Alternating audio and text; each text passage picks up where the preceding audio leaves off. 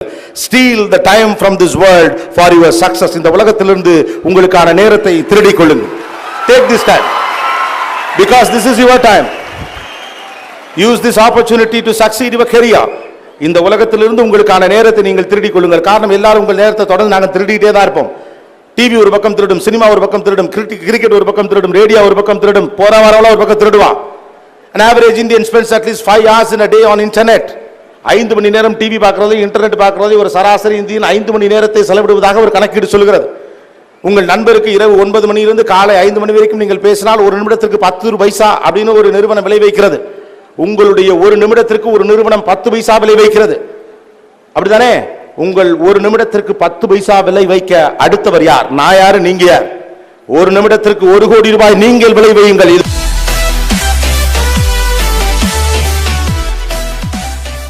Do you fix your purpose so far? ஏன் படிக்கணும்?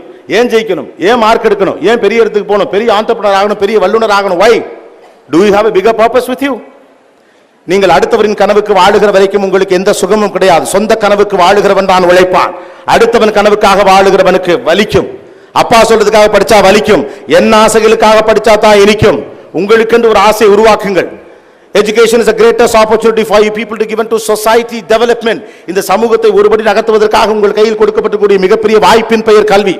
உங்கள் வயது ஒத்த பலரும் பள்ளிக்கூட வாசலை மிடிக்க முடியாமல் இன்றைக்கும் வறுமையின் காரணமாக ஏதோ ஒரு வேலையில் போய் உட்கார்ந்து கொண்டு கல்லூரிகளையும் பள்ளிக்கூடங்களையும் வெளியிலிருந்து வேடிக்கை பார்க்கிற ஏங்கி ஏங்கி தவிக்கக்கூடிய மனிதர்களாக மாறி இருக்கிறார்களே, அந்த பிள்ளைகளுக்கும் சேர்த்து படிப்பதற்கு பேர் தான் படிப்பு. உங்களோட 6ஆம் கிளாஸ்ல படிச்ச பிள்ளை இன்னைக்கு அப்பாவுக்கு உடம்பு சொல்லி வயல் வேலைக்கு போயிருச்சு. உங்க கூட 5ஆம் கிளாஸ்ல படிச்ச உங்கள் நண்பன் சைக்கிள் கடையில் பஞ்சர் ஒட்டிட்டு இருக்கானே, நாளைக்கு ஏழ்மையிலே சிக்க போகிற அவனை காப்பாற்றுவதற்காக நீங்கள் படிக்க போகிற படிப்பு தான் பெரிய படிப்பு. இந்த தேசத்தை ஒருபடி என் கல்வியின் அறிவால் நான் நகர்த்துவேன் என்று சொல்லிவிட்டு படியுங்கள், படிப்பு தானா வரும். 7000 சம்பளத்திற்கு அடமானம் வைக்க இந்திய மூளை ஒன்றும் அவ்வளவு சாதாரணமானதில்லை.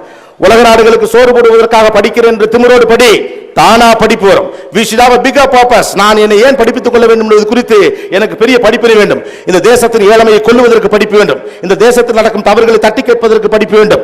அறத்தின் வழியாக நடக்க வேண்டிய அத்தனை காரியங்களும் சாத்தியமாகும் என்ற சந்தோஷமான ஒரு எதிர்காலத்தை உருவாக்குவதற்கு படிப்பு வேண்டும். என் கிராமத்தை மீட்டெடுக்க படிப்பு வேண்டும். கிராமத்தானாலே படித்து ஜெயிக்க முடிகிற நம்பிக்கை அடுத்தவனுக்கு விதைப்பதற்காக படிப்பு வேண்டும். என்னை பார்த்து 4 பேர் படிப்பான் ஜெயிப்பாங்கிற நம்பிக்கையை உருவாக்குவதற்காக படிக்க வேண்டும். You are not just a student, you are an inspiration to somebody. யாரோ ஒருவருக்கு முன்னுதாரணமாக வாழப்போகிற பிள்ளைகளாக தலைவனாக தலை நிமிர்ந்து நிற்க படிப்பு வேண்டும். அதுக்கு படிங்க. அப்படி படிக்கிறவனுக்கு ஒரு நாளும் தூக்கம் வராது, புத்தகத்தை கண்டு பயம் வராது. Try to be a leader, not just a student.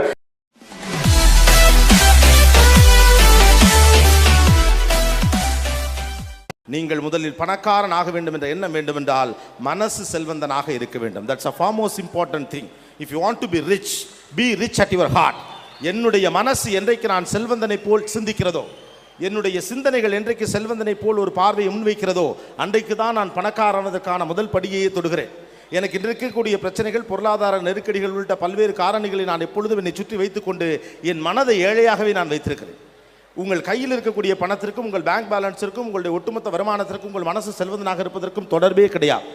சாதாரண பொட்டுக்கடை வைத்துக் கொண்டிருந்த ஒருத்தரை பற்றி இங்கே பேசிக்கிட்டே இருந்தாங்க. அன்றைக்கும் அந்த ஆள் பணக்காரனாக தான் இருந்திருக்கான், இன்றைக்கும் அந்த ஆள் பணக்காரனாக தான் இருந்திருக்கார். அன்னைக்கு அவர் வெளியில் தெரியல, இன்னைக்கு வெளியில் தெரியுது, அவ்வளவுதான். நான் அருளை சொல்கிறேன், மனசுக்குள்ள அவர் பணக்காரனாக தான் அன்னையிலேருந்து இருந்திருக்கார், இன்னைக்கு வெளியில் தெரியுது, அன்னைக்கு தெரியல. If you want to be rich at your heart, மனதை செல்வந்தனாக வைத்துக் கொள்வது என்பது ஒரு வாழும் அழகிய கலை. எனக்கு இன்றைக்கு இருக்கக்கூடிய நெருக்கடிகள் எல்லாவற்றையும் தாண்டி என் மனசை செல்வந்தனாக வைத்துக் கொள்ளுதல் என்பது சிந்தனை சார்ந்த விஷயம். என் அளவுக்கு தக்கதான் நான் சிந்திக்க வேண்டும் என்று காலம் காலமாக சொல்லி மறுக்கப்பட்ட உரிமைகளிலிருந்து வெளியே ஒரு உலகத்தை பார்க்கிற விஷயம்.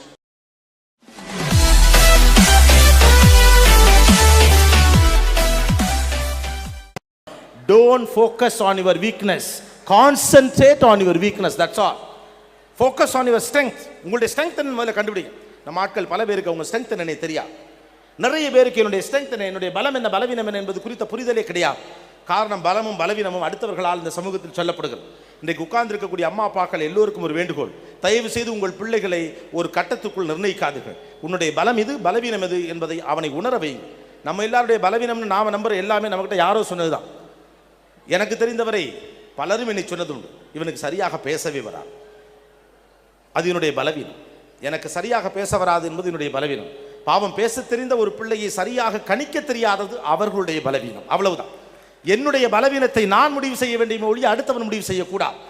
தம்பி உனக்கு மேக்ஸ் தான்ப்பா நல்லா வரும். நம்ம அம்மாக்கள் வீட்டில் பல நேரம் சொல்லக்கூடிய வார்த்தை. தம்பி உனக்கு சயின்ஸ் தான் நல்லா வரும், அது உங்களுக்கு நல்லா வரும். அவ்வளோதானே. ஒருவன் வாழ்வில் மிக முக்கியமாக புரிந்து கொள்ள வேண்டிய விஷயம், என்னுடைய பலம் என்ன, என்னுடைய பலவீனம் என்ன. இது இரண்டும் புரியாதவன் பலத்தை வைத்து ஜெயிக்கவும் முடியாது, பலவீனத்தை வைத்து என்ன செய்யணுங்கிறது தெரியாது. Focus on your strength. ஐயோ எனக்கு எந்த ஸ்ட்ரெங்த்துமே இல்லைன்னா செத்துருங்க, முடிஞ்சு போச்சு.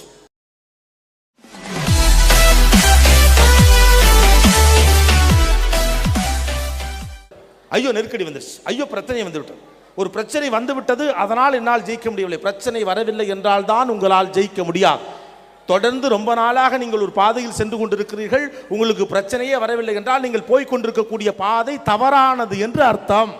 முதல்ல அதை புரிஞ்சுக்கணும். நான் ஒரு பாதையிலே தொடர்ந்து பயணித்துக் கொண்டே இருக்கிறேன், எனக்கு எந்த பிரச்சனையும் இல்லை அப்படின்னா உங்கள் பாதை தவறானது. கடைசியில் அது போய் ஒரு முட்டுச்சந்திரன் நிற்க போது செவத்தில் மோதி மூக்குடைய போதுன்னு அர்த்தம். பிரச்சனைகள் குறுக்கே வந்தால்தான் வாழ்க்கை. அதுதான் உங்கள் வெற்றியை இன்னும் உத்வேகத்தோடு அடுத்த நிலைக்கு எடுத்துச் செல்வதற்கான தேவை இருக்கிறது.